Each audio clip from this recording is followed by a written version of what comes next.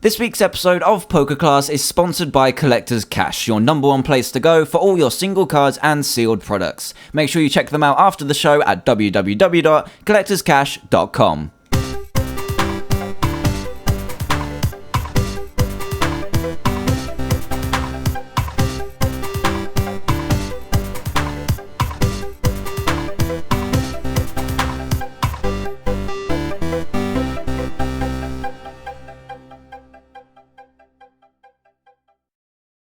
Hey there everyone, Dan here and welcome to episode 102 of PokeClass, where it's another one of those exciting days where we finally receive the entire set list and scans of a brand new set, which is set to shake up the metagame.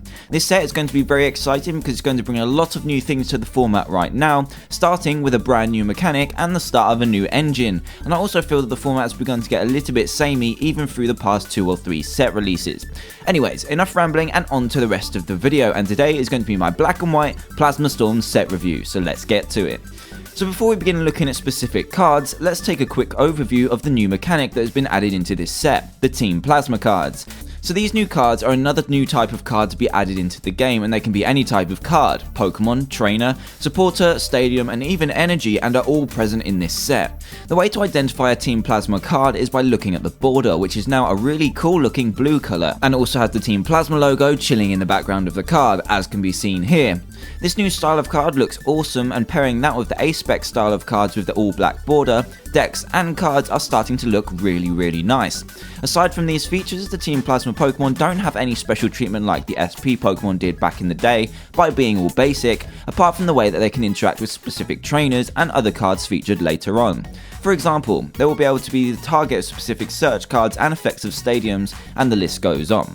So these cards do seem to have a lot of promise as to what they can add to the format. The majority of Pokemon the Team Plasma status has been given to are Stage 1s and higher, which leaves an opening for Stage 2 decks to become a lot more prominent in the field of huge EXs, depending on the new support cards that we get. But enough of the speculation and on to what this set has to offer, starting with the Grass Pokemon. So in the previous sets, the Grass Pokemon have been both bad and have never really been looked forward to, but since Blastoise and Keldeo have hit the scene, everyone is looking for at least something that could manage to bring the hurt to arguably the most powerful deck in the format right now. Sadly, Nintendo don't cough up the goods as they deal us another load of awful grass Pokemon. Maybe they just have something against grass types being good, apart from maybe Shaymin EX, but still. The 2 plasma cards from this type are Torterra and Amoonguss, but none of them really stand out as being any good in the competitive scene. I guess Torterra's guard press for a grass and a double colourless could deal with some problems for Keldeo, as you would hit for 120 and then buffer 40 damage the next turn thanks to resistance, but up against anything else, you're going to have an issue. Amoonguss is vaguely interesting as it has the attack Astonish, which allows you to flip 3 coins and for each heads, choose a card from your opponent's hand randomly and put them back in their deck for a single energy. But other than that, let's move out of the grass types and onto our first EX, Moltres. Now unfortunately, Moltres EX isn't a great card competitively, but as you can see, it is our first Team Plasma EX of the set, boasting both the cool blue border, Team Plasma badging and classic EX Pokemon bursting from the borders.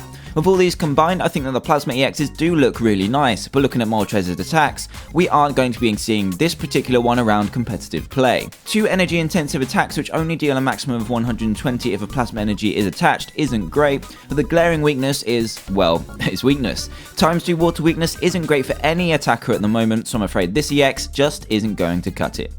So next up we have another EX in the fire types, and that is Victini EX. Now Victini is an interesting one, but not when used by itself, but with this very card, Victory Piece. Victory Piece is another Pokemon specific A-Spec card, such as Crystal Wall and Crystal Edge are from Boundaries Cross, but this one works with Victini EX instead.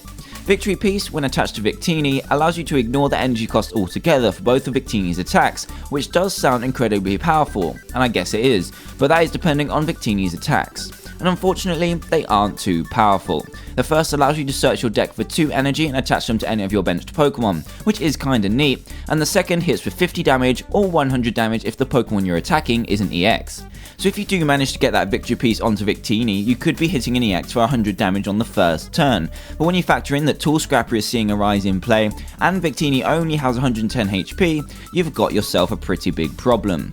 The idea behind the two is really cool, but other than that, it's just going to be too gimmicky to just get that turn 100, and even if you do, that 110 HP is always going to be there for the picking later on. So moving on to the water Pokemon, we start by looking at another EX, Articuno. This, as with most of the EXs from this set, is a Team Plasma Pokemon with just the 2 attacks. The first allows you to hit for 60 and then a spread of 10 to your opponent's bench for just a water and a double colourless, and then the second gives you 80 damage for an extra energy, and if one of those energies is a Team Plasma energy, the defending Pokemon is automatically paralysed. Now when these cards were first leaked, everyone was having a huge issue with Vanillux, the king of paralysis at the time, and auto paralysis was a nightmare for everyone. However, then entered Keldeo, which gives any deck that chance to switch out of a special condition without using their single retreat for the turn. This one Pokemon instantly turns Articuno EX from a great card into a very mediocre one, and with some of the other special condition cards coming in this set, Keldeo is going to be seeing a huge rise in play, but we'll get to that later. There's just one other Pokemon I want to look at from the water types, apart from this hilarious looking Lotad, and that is Manaphy. We've had Manaphy before as a support style card when Unleashed was in the format, and it has returned with the same thing in mind. As you can see, Manaphy has the ability Final Wish, which allows you to search for one card from your deck when Manaphy is knocked out. Not only this, but its attack Seafaring allows you to take a water energy from your discard pile and attach it to any of your bench Pokemon for each heads you flip out of 3 attempts. To put this card into context, imagine this in a Blastoise deck when you're hitting the late game and need that extra boost in energy. Since you only run EXs, a single prize given up by this guy won't matter too much, but your opponent is forced to make a tough choice. Either they avoid the Manaphy and waste catches bringing up other things, giving you more time to attach energy with its attack, or they knock out your Manaphy and you get the one card you need to get back into the game. So this actually turns out to be an incredibly interesting card when in the right deck and situation, so it'll be interesting to see if any of these make it into future Blastoise builds. Moving swiftly onto the lightning types of the set, and we have Magnezone, a stage 2 Team Plasma Pokemon, and I want to focus on its ability called Dual Brains, which simply allows you to play 2 supported cards per turn rather than the normal 1. This alone should warrant some attention, as imagine being able to play something like a Skylar, grab whatever card you need, and then play another supporter to draw cards. This power is incredible and will give you a lot of heads up on your opponent for obvious reasons, and its attack is fairly interesting. For 2 lightning and a colourless, you're doing 80 damage, and then both you and your opponent switch their active Pokemon after doing damage. The energy cost is a little bit awkward for a stage 2, and forcing your opponent to switch could give them a bit more versatility for the following turn, which I kind of don't like, but the ability isn't really one we can completely ignore. Unfortunately, I think the downsides to Magnezone, such as its retreat cost and energy cost, outweigh the fact that you'll be playing more supporters, but I would like to see someone fit this into a competitive deck. The next card is also a lightning type and is Zapdos EX, completing the legendary birds from the set, and is actually the better of the 3. The main reason that this is better is because it can be paired with Electric, one of the better energy accelerators out there, and as Zapdos' second attack can hit for 120, if a plasma energy is attached, it could become quite the powerful attacker. With 120 coming out of this guy every turn, you'll be 2-shotting all of the X's coming your way. The only thing you need to make sure you do is to get that plasma energy onto it. Another plus side is that Zapdos is not weak to fighting and actually resists it, but the downside is that it is weak to lightning, more importantly, itself. I'm not sure how many straight Eels players are left at the moment, but this could spark some attention in the deck again, but we'll just have to wait and see. Onto the Psychic types now, and there isn't really too much to dwell on here apart from maybe Crobat, who is a stage 2 Plasma Pokemon with the ability called Night Sight, allowing you to simply draw a card each turn. This is a lot for a stage 2 to be set up, so it's going to have to be in its own deck, and the attack could manage to bring in at least some league play upon the release of this set. Ultra Toxic Fang for a Psychic and a double colourless does 40 damage, and then poisons a defending Pokemon for 4 damage counters per turn rather than the usual 1. This means effectively an 80 damage attack, but when you pair that with the new Stadium that adds 20 more poison damage per turn, you've got a fairly swift 100 damage coming your way, and extra poison damage if you can't leave the active spot. However, as mentioned earlier, Keldeo could be a bit of a problem for keeping the poison in play, but with that extra consistency boosting ability and swift attack, we could see some interesting things develop from this card. From here, we're going to take a massive leap past the fighting types, because let's face it, I think we've had our fair share of decent fighting Pokemon, and the same goes for those dark types too, which leads us on to a new Clang. Clang has featured in a very successful deck in the past and is now popping up winning events at this current time, but this particular Clang could give it a little bit more playability. This one is a Team Plasma card, and the ability states that as long as this Clang is in play, all damage done to your metal Pokemon by Pokemon EX is now 0. Now this won't protect too many of your attackers since you use a whole array of types, but your most important asset, your Clangs, will be safe from harm from the likes of Darkrai, Landorus, Mewtwo, Keldeo and any other EX the format brings to it. I'm not sure how much a boost this will bring to the original Clang, as it means having 2 full stage 2s out to get complete protection, but it sure might help some people try Clang out. Another metal type card that should work well with Clang is Cabalion EX, which has an interesting attack called Steel Bullet, which hits for 100 damage regardless of the effects on the defending Pokemon. This means weakness, resistance, abilities and even Eviolite, making it a 2-hit KO on any EX out there. The cost is a little bit awkward as it is incompatible with double colourless. With the help of the black and white Clang, that should be okay, and also pair that with the immunity from the new Clang from EXs and you have yourself a really cool deck idea. I'm not sure how this is going to fit in the competitive world, but it sure does sound like a deck that I'll at least try out when the set comes out. And there is just one more Pokemon from this set that I want to talk about, so we're going to be skipping over the Dragon types, even though Black and White Kyurem are back in EX form, but still as trashy as the last, and the majority of the colourless types aren't too great either. And then we get to the most hyped Pokemon of the set, Lugia EX. Now this guy has received a lot of hype since the news came in from Japan about this donking a lot of popular decks, and the card just has amazing stats, attack and ability. As you can see, Lugia has an ability called Overflow, which works in exactly the same way as Rayquaza Deoxys Legend did from Undaunted, where you take an extra prize card whenever you knock something out with Lugia. This means if you knock out a regular Pokemon, you take 2 prize cards instead of 1, and an EX KO with this guy gives you a massive 3 prizes. Just imagine only needing to knock out 2 EXs in one game rather than 3. Now that is a massive difference in the time it takes to win. But of course, to pull that off, you're going to need a decent attack, and Lugia definitely does have one of those. For 4 colourless energy, it does 120 damage, but it will only do this if you can discard a plasma energy attached to Lugia. Otherwise, the attack does nothing. Now this amount of energy does sound like a lot to get to do a lot of damage frequently, and I seem to mention about donking with this guy too. Well yeah, that is possible when combined with the trainer we're getting with this set also, Colress Machine. As you can see, this card when played allows you to search your deck for a Plasma Energy card and attach it to one of your Team Plasma Pokemon. Oh, and I forgot to mention, Plasma Energy is also in this set, giving colourless energy to any Pokemon it's attached to. So these 3 combined give you some form of cool trainer-based energy acceleration straight from the deck, which means if you get a God Start with a double colourless and 2 Colress Machines, you will be hitting for 120 on the first turn. Crazy. That is quite a lot to ask for, but another way to use Lugia is in a deck like Blastoise, which can run a couple of Plasma Energy to attach for the turn so that Lugia can attack, and then use the rest of the cost with Water Energy through Deluge. A good reason for doing this is for when you come across the likes of Darkrai, when you've knocked out a Sableye that doesn't really matter, as you still need to knock out 3 EXs to win the game. With Lugia however, you can still just take 2 prizes, as long as you take one with Plasma Gale. This is a cool little trick that could propel Lugia into top EX status, but we'll have to wait for more states and regionals to come around to see what kind of impact it's going to have on the game. And now we finally move on to the trainers of the set, and we actually have some to look forward to this time thanks to the new Team Plasma cards. However, let's take a look at some of the other interesting ones first, which you missed out on from Boundaries Crossed. The first is Bicycle, which simply allows you to draw up until you have 4 cards in your hand and is only a trainer. Now I'm not sure how many times this is going to become useful, as I generally find my hands are always larger than 4 cards for the most part of the game, but I'm sure people will at least try this out. And then we have Escape Rope, which is an almost reprint of Warp Point from back in the day and forces both players to switch their active Pokemon. This was a strong card before because there are a lot of Pokemon you could hide behind in previous times since there wasn't Pokemon Catcher, but since Catcher is here, I'm not too sure if this will live up to the previous version. Then we have Ether, which is a very hyped card from the set, as it allows you to reveal the top card of your deck, and if it's an energy, attach it to one of your Pokemon, which is a good effect.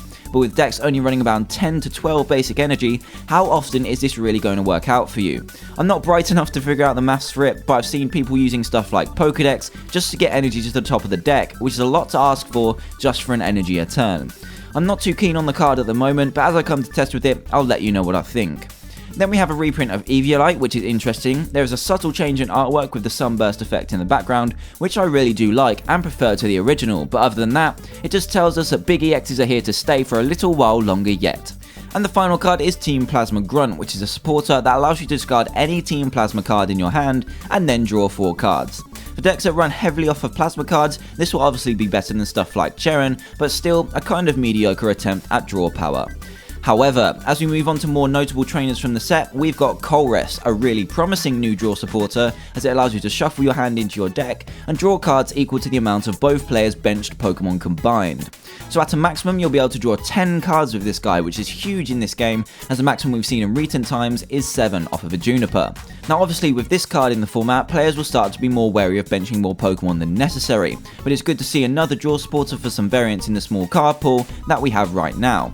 Obviously, it won't be amazing in the early game, but later on, this could become one of the next, more powerful comeback cards. Next we have Plasma Frigate, which is a new stadium which states any Pokemon with a Plasma energy attached to it has no weakness. And that's not just Plasma Pokemon either, but any kind of Pokemon. So imagine a Darkrai with no fighting weakness or Landorus with no weakness to water. Things could get really interesting here. Of course, you're going to need the stadium in play and a Plasma energy attached to make this work, both of which can easily be countered by the likes of Tropical Beach or a simple enhanced hammer. Either way, it's another really interesting idea for a card, which will be interesting to see in a competitive environment. And this brings us to the most hyped card of the set, Hypno Toxic Laser. This is another card that has received a ton of hype from Japan because of the prominence it has on the format over there, and this one could be about to hit for some major impact over here too. What Hypno Toxic Laser does is automatically poison the defending Pokemon, and then if you flip heads on a coin flip, you send it to sleep too. On the surface, this may not seem too great, but that poison acts as a permanent plus power until the opponent leaves the active spot, and they may be forced to stick there if the flip tails on sleep. Just to put this into perspective, when you play this card, you have an extra 10 damage added to your attack, and then if you hit for at least 80 and your opponent stays asleep, if you hit heads that is a guaranteed knockout on an EX if they don't get out of the active spot. That is an incredible amount of power to have in a trainer card that you can run 4 of, but before you jump the gun and say it's overpowered, you do need to remember that we have Keldeo EX to save the day. With Keldeo, any deck is able to get out of a special condition without using their retreat, as mentioned earlier in the episode, lowering the power of Hypno Toxic Laser, but not lessening the impact it will have on the game. This card will be a big play, and when you pair that with the new stadium also mentioned earlier in this episode, Verbank City Gym, you've got a guaranteed extra 30 damage added to your attack before your opponent can even do anything about it. In theory, this sounds incredibly strong, but we'll have to wait and see how much of an impact this does have on the format when events are in full swing. But what do you think about it so far? And finally, we move on to the last 2 cards I want to go over, the last 2 of the 3 A-Spec cards from this set. The first one is called Dowsing Machine and allows you to discard 2 cards from your hand and then get a trainer back from the discard pile. Hold on. Sound familiar? That's right, Junk Arm is kinda back, but in the A-Spec form it deserves in this current format. The difference is that this card can also get stadiums and supporters back as well as items, making it even stronger than Junk Arm previously. I kind of look at this card as the opposite of Computer Search, as Computer Search helps you get the upper hand in the early game, but Dowsing Machine is going to be incredible in the late game. Just imagine being able to fish a Juniper out of your discard pile after a harsh N. Must be nice. Anyway, this is going to be player choice which one they end up choosing, but it is definitely a viable option, up there with Computer Search.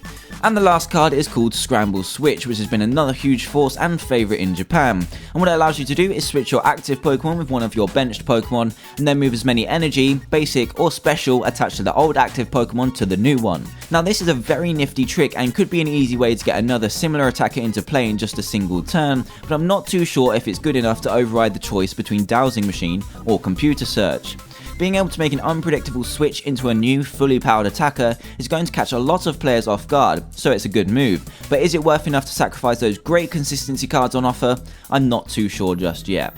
And that is finally the end of this set analysis and episode 102 of PokeClass. Just to note, the 5 full arts in this set are Colress, Lugia, Victini, Articuno and Cabalion, along with Blastoise, Charizard and Random Receiver as the secret rares, which all look incredible, apart from the hilarious misprint on Charizard. Overall, this set is definitely a great one that we've been overdue for a while and introduces a very interesting new mechanic to the format, and it'll be great to see what happens with it when the new sets of tournaments begin. All that's left to say is, what do you think of the set so far, and what ideas do you have for some of the cards mentioned already? Let me know in the comments below. So thanks for sticking around for this fairly lengthy set analysis, but I hope that you enjoyed it. If you happen to be new to the channel, then please do hit that subscribe button for more Pokemon videos, and for all of you, a like and a favourite would be greatly appreciated. Thanks again for watching guys, and have a great week.